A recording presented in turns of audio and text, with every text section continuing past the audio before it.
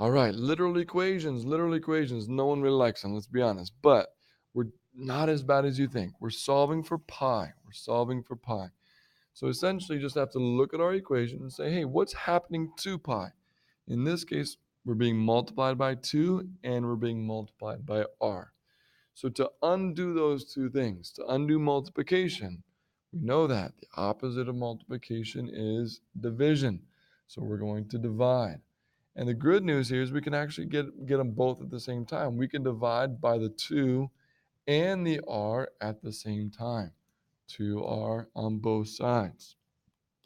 When we do that, 2's cancel out, r's cancel out, pi is left on his own. So our answer is C divided by 2r. Done. Okay? So identify what you see and then move it. Get rid of it. Move it away from whoever we're trying to solve for. Okay? So take a look at the second one here. We're solving for h. Try this one on your own with your neighbor. See how you do. And then once you're ready to move on, you can keep moving and check the next one and then go from there. Here we're solving for h. All right. So what would I do? I need to get h by itself. It's almost exactly the same as the problem we just did. All I see is multiplication.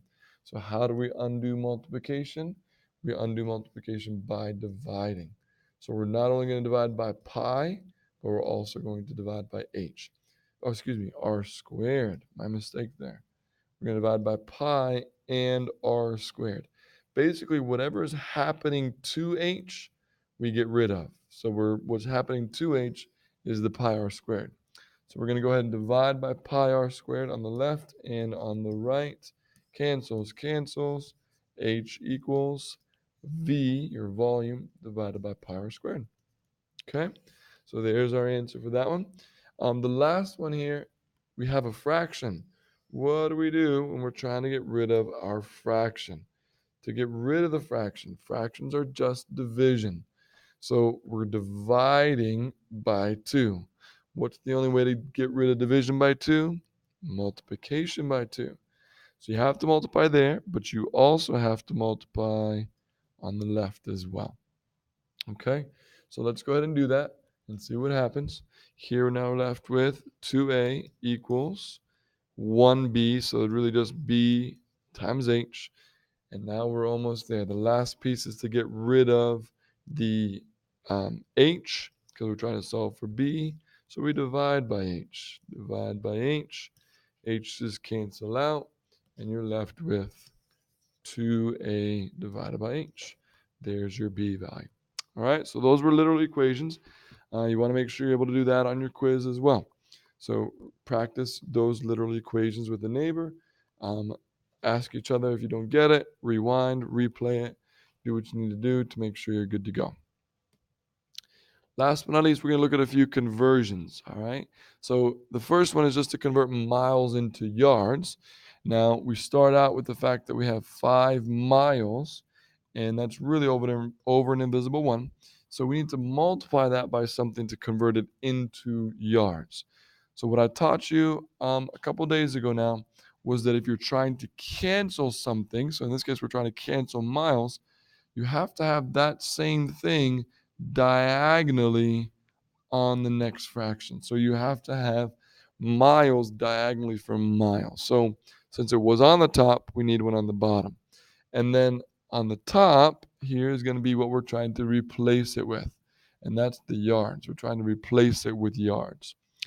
So the next little trick was to ask yourself which one of those is bigger. In this case, a mile is much longer than a yard. So the mile gets the number 1.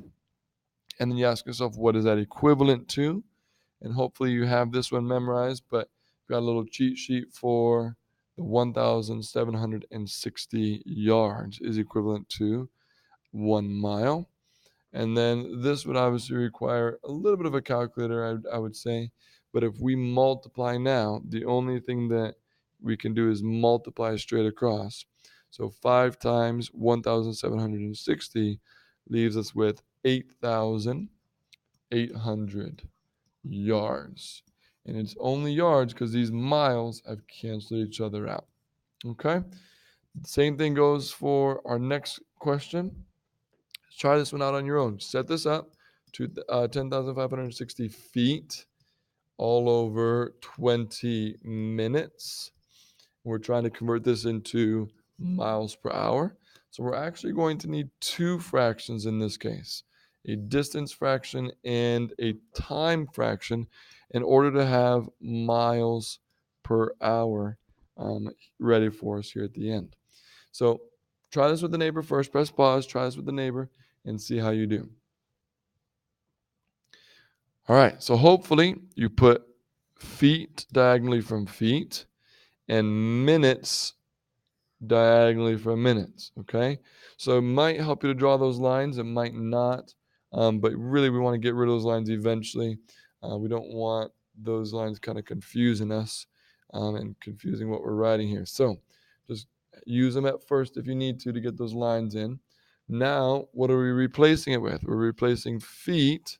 We're replacing feet with miles. So we're going to go ahead and put miles on top. And we're replacing minutes with hours. Hours on the bottom. So last but not least here, we say which one's bigger? Mile is definitely bigger. Let's do that here.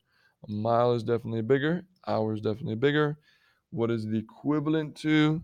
This was a big one. 5,280 feet in 1 mile. 60 minutes in 1 hour. So now we can start simplifying. Cancel, cancel, cancel, cancel. And then check this out. 5,280, that goes into 10,560 how many times? 2 times. So that cancels out. 20 goes into 60. So 20 goes into 60 3 times. So if we finish this up, we're going to multiply all the way across. We start with the 2. 2 times 1 gives me 2. 2 times 3 gives me 6. 6 miles. 1 times 1 times 1 gives me 1 hour. There's your speed. 6 miles per hour. So go ahead and give that last one a try and then check it with a neighbor. And then you can always check your answer with the key that your teacher has. Keep up the good work and keep studying hard. Let me know if you have any questions.